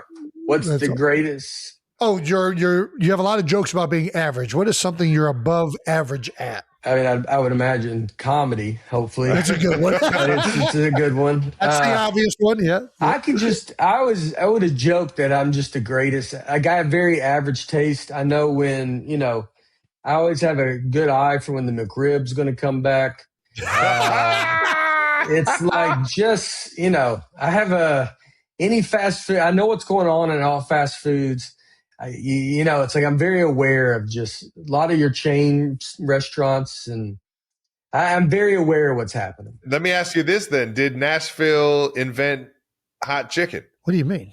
Well, they have Prince's. I would think Prince's was the original one. So I would think we would claim it. I don't know if there's like going to be some weird, like New Mexico's like, no, we did it. Like, I don't know the full history, but I will say we did it. And it was Prince's Hot Chicken is the original. And then my fast food is I'm a big McDonald's guy. Get number What's one, your Big Mac. No, Big Mac, no onions, little side filet fish sandwich. Ooh. Not bad. You get a little something on the side. They have, I don't know if y'all go to McDonald's because you play sports. I have a very iconic moment with a cashier that we became very good friends. Yeah. Oh, yeah. I'm more breakfast menu though. I'm partial to breakfast as well. Sausage, egg, and cheese. That was Kelsey. That was our dad's deal. Anyways, go ahead. Sorry. Yeah. Well, now that they all have double drive-throughs, so like when you go to one, and I was at one the other day, and like I'm ordering, and then they put my order on the other screen, and then there's a car there, and you're like, well, that's embarrassing. Like they're just seeing, because they're like, we didn't order that. So then they start looking over, and you're like, I'd have maybe kept a side sandwich off if I knew you were showing the world what I was doing. That's a HIPAA violation. That's a big HIPAA. It's a HIPAA violation. So it's so a little heads up. If you would like to keep your order private, maybe get in that first lane. The inside lane. Inside. You want to be inside. We got to ask, which was more fun hosting, SNL the first time or the second time? They were both the most fun, but I would say the first time, because you just it's the excitement of you not knowing what's going to happen, and the commitment and I kind of like flying by the seat of your pants, like, where you're just like, I don't know what this is going to be. I got to go destroy. I just got to come out and kill it. And you're seeing everything for the first time. You have no idea how they do it and all that. And so the first time was a time that it's just a very special.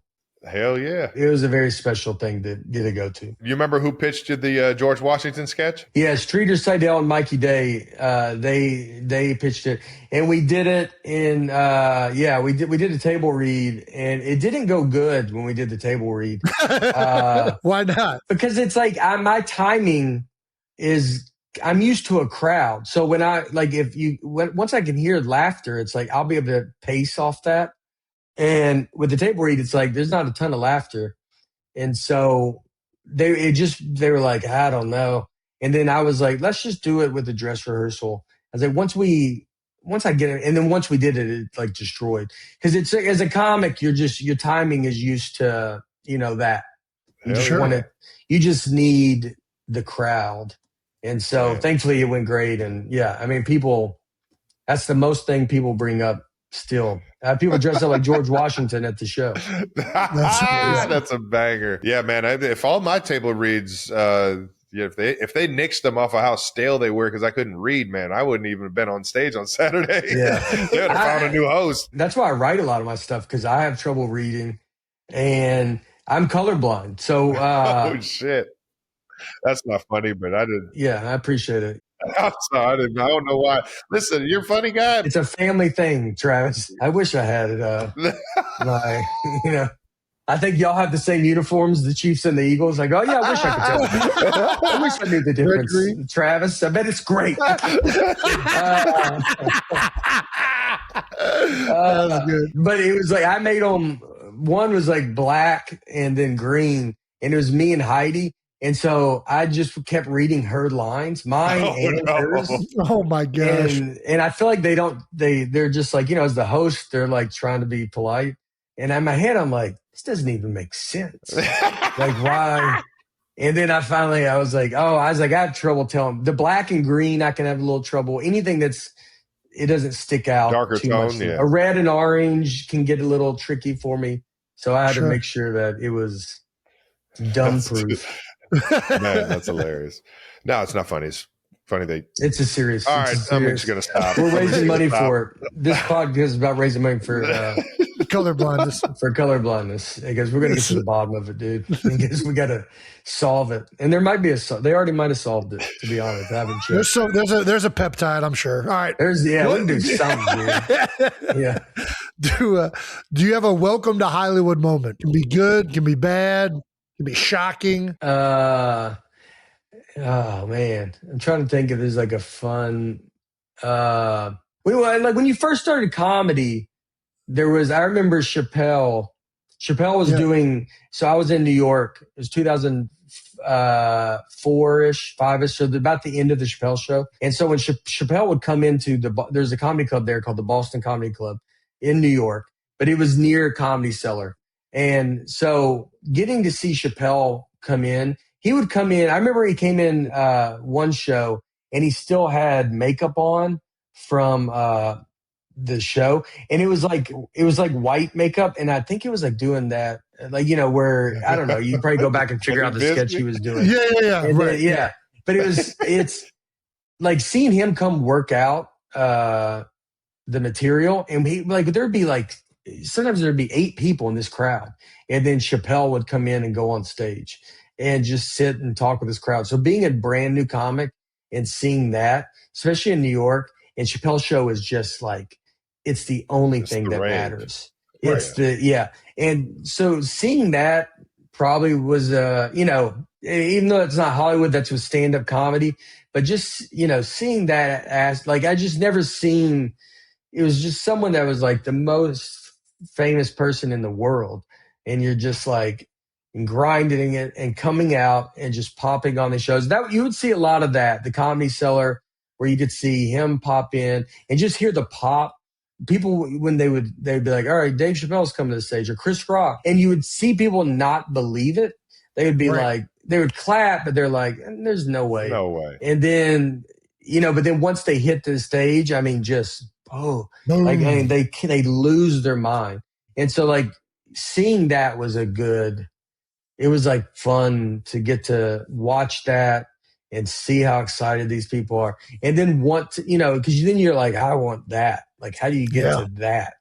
And so those were some pretty cool early memories that were like, not that I was at that level, but they were welcome to, you're kind of like, that's the real deal right there. You end up being on that same stage after him or what? I mean, yeah. Now if I go on, you do get, people get excited and no, obviously that I was saying like when you saw Chappelle, like were you at that point you would go up after them? You would go up after them sometimes. So you'd have to learn how to follow. That's crazy. So then you have to learn how to follow that, because you can just like sometimes. I'll see you guys later, man. Oh yeah, you go up after and you're like, hey, Chappelle was like that, where it was. Yeah, I mean, like once he's done, it's like whoever goes up after him, you're gonna bomb pretty hard. Like no one cares. No one cares. Night's over. Yeah. It really. Yeah. All right. That was a good show. Let's wrap it up.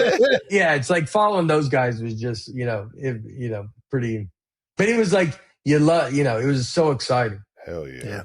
I can only fucking imagine. Who were your comedy like guys growing up? Yeah. I'm a big Seinfeld guy. So Seinfeld's kind of like was like I just loved Seinfeld. But I mean, when you move to New York and you see people like Bill Burr, I really got to watch Bill Burr's career as a comic in New York, and from when he did Letterman, and then when he did that Philly rant, So like I remember like right after that, Michael, it's unbelievable. And so I remember right after that happened, and him talking to us about it. And it's like kind of when stuff was going viral for the first time. So it was a whole new world. But Bill Burr was a big one that for me, like getting to watch his career, and you kind of wanted to follow that path of what he was doing, and just where everything that he did, he was very prepared for. He did an HBO One Night Stand and just murdered. And then like it was his hour special. And so it was like watching his career was a big one. And I kind of got to see it. Not that I was like super close friends with him. We're friends now, like, but at the time, but just getting to kind of watch that. There's a comic, Patrice O'Neal. Oh yeah. Patrice has one of my favorite football bits of all time. Oh yes. Yeah. It's the way he ties taking socks and tying them around their head. Yes. It's so you would see those guys kind of coming up. So they wouldn't necessarily be Chappelle. Chappelle and Chris Rock, all those would be guys you looked up to. But, sometimes it's the ones that you're watching them, you're seeing the path. Like you need to see the path to success. Because otherwise you're like, yeah, it's like Seinfeld. You're like, well, I don't know how to be Seinfeld. He's super famous. You need to see, that person that kind of gradually kind of goes up, and you see them kind of take off and become huge. Amy Schumer was one that, we all kind of were around the same time, and then just seeing her kind of just pop off, that kind of stuff is what you kind of look at more where you're seeing them when you come up. That's awesome, man. I love it. Well, thanks for coming on, Nate. This has been awesome having you. Congratulations on the new movie, Breadwinner. Thank you. Everybody check it out. You got to tell us about the Nate rate. What is that? Yeah. So I talked to all the theaters. They came up with they all were wonderful about this, where we're doing this Nate rate where it's lower pricing. So it's, with everything costs $1 million to go do anything anymore. And with a movie like this that we want you to take all your family to. So you can go do the Nate rate when you go buy a ticket to this movie. And it's, each place does their own different thing, but it's about giving special pricing to the movie. And so the tickets are lower for, our movie, and the theaters were all super cool, and, they loved the idea. And so, yeah, it's so that's out there. So when you go buy a ticket, make sure you do the Nate rate. See you at Tahoe. Oh, there we go. Damn, I Trav is not going to be there this year. Yeah, I got a teammate's wedding that weekend, but go low, boys. Me and Jason got a bet. If he's in the plus, or if he's in the red this year, I have to wear a Blue Man suit on the podcast. But if he's in the negative, like he has been, it's not looking good. It's not negative. Are you starting to practice now? Like I think it's. I've been playing more golf than I've ever played, and it's not getting much better. I don't know what's happening. I just took a lesson the other day, and I'm like, man, this will fix, and I am all fucked up. It's bad. All we got to do is go for, you get a nice bogey, no blood, and then get out of there, brother. There you go. No blood. That's right. Bogey is a win. A bogey. That's all we say. That's all I say out there. Hey, no blood. Let's get out of here, boys.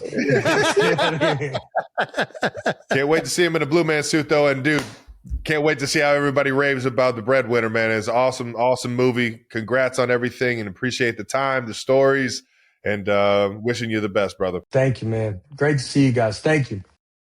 Thank you to Nate Bargatze. Once again, our conversation with him is brought to you by Enterprise. Make sure you go and see the Breadwinner, only in theaters May 29th.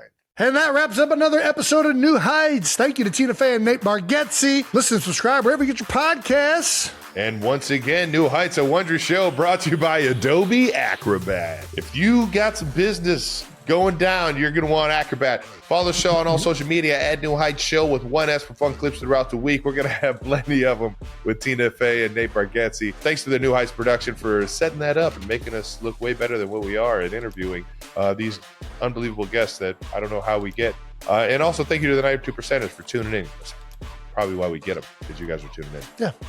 Hopefully you guys tune in next week or this Friday.